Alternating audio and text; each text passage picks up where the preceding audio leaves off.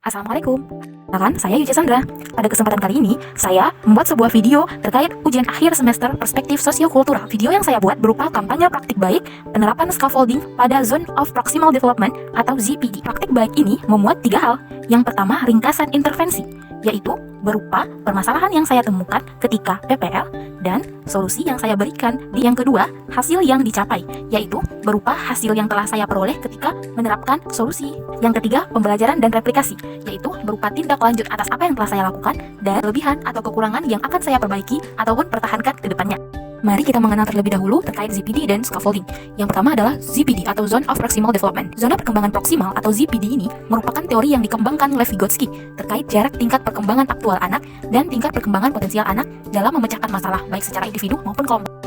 ZPD adalah perbedaan antara apa yang anak dapat lakukan secara mandiri dan apa yang mampu anak lakukan dengan target bantuan. Hal ini dikemukakan oleh Stuyve dalam Yuntawati 2017. ZPD berhubungan dengan interaksi anak ketika diberikan bantuan dalam pembelajaran, baik bantuan dari diri sendiri, teman sebaya, maupun guru. Scaffolding adalah salah satu strategi yang terdapat pada pendekatan Zone of Proximal Development, di mana orang dewasa berperan sebagai pemudah cara atau pembantu agar anak-anak dapat melaksanakan setiap tugas yang dirancang dalam setiap. Scaffolding merupakan bantuan yang diberikan oleh guru, ahli rekan sebaya yang lebih mampu kepada individu untuk tugas-tugas yang ia tidak dapat melakukannya secara mandiri. Hal ini dikemukakan oleh Yuntawati 2017. Scaffolding dapat dilakukan baik antar guru dengan peserta didik ataupun sesama peserta didik itu sendiri. Scaffolding pada ZPD. Vygotsky mengatakan bahwa tingkat perkembangan peserta didik dalam mencapai kemampuan potensialnya dapat dibantu oleh pihak lain yang lebih berpengetahuan seperti guru. Kemudian barulah tingkat perkembangan proksimal anak untuk belajar secara individu dapat berkembang. Scaffolding yang secara instruksional mendukung kegiatan dan interaksi sosial antara anak dan individu lain ketika mereka memandu pembelajaran efektif dan pengembangan di dalam ZPD. Melalui scaffolding, diharapkan pembelajaran menjadi lebih efektif dan siswa atau peserta didik akan mampu melihat kegunaan atau petunjuk yang diberikan oleh guru sehingga mendorong peserta didik sedikit demi sedikit melepaskan diri dari bantuan orang lain dalam menyelesaikan masalah matematika sehingga kemampuan penyelesaian masalah matematika peserta didik meningkat.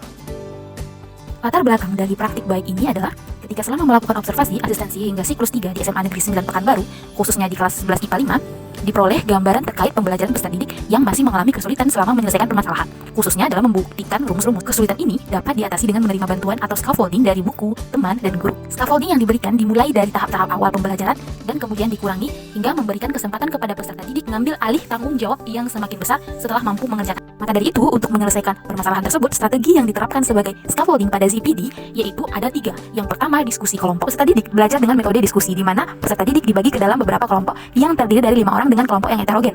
Setiap kelompok memiliki peserta didik dengan kemampuan yang bervariasi dan terdiri dari 2 gender yang berbeda. Strategi kedua yaitu memberikan bimbingan, di mana setelah peserta didik memulai untuk berdiskusi pada kelompoknya masing-masing, guru akan membimbing jalannya diskusi dengan memantau setiap kelompok. Bimbingan yang diberikan berupa pertanyaan pemantik yang memancing peserta didik dalam menyelesaikan permasalahan pada LKPD. Bimbingan yang dilakukan guru juga mencakup pemberian arahan yang jelas agar peserta didik dan setiap anggota kelompoknya paham serta tujuan pembelajarannya tercapai. Yang ketiga yaitu budaya kontekstual. Apa sih maksudnya? Yaitu pembelajaran dengan melibatkan contoh-contoh kontekstual dan budaya setempat dapat membantu peserta didik untuk mudah memahami materi pembelajaran. Contoh-contoh kontekstual diberikan melalui kegiatan motivasi, diskusi masalah pada LKPD, dan tes formatif.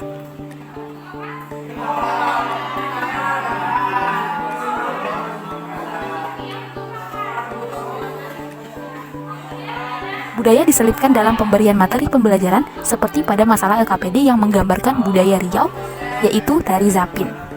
Kegiatan pembelajaran dengan scaffolding pada ZPD yaitu diterapkan model Discovery Learning atau DL dengan 6 sintak. Yang pertama, simulation atau stimulus, di mana peserta didik mengamati permasalahan yang telah disajikan juga dalam PowerPoint dan permasalahan ini terdapat pada LKPD masing-masing peserta didik. Yang kedua adalah problem statement atau identifikasi masalah, di mana peserta didik mengidentifikasi apa yang diketahui, ditanya dari permasalahan pada LKPD.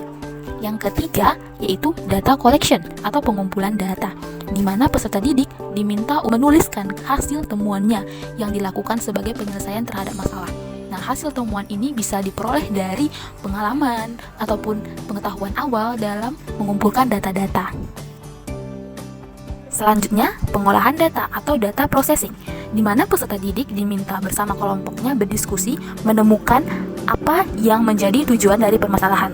Dan peserta didik juga dibimbing oleh guru ketika mengalami kesulitan, serta guru bisa memotivasi peserta didik untuk aktif dalam mengerjakan LKPD.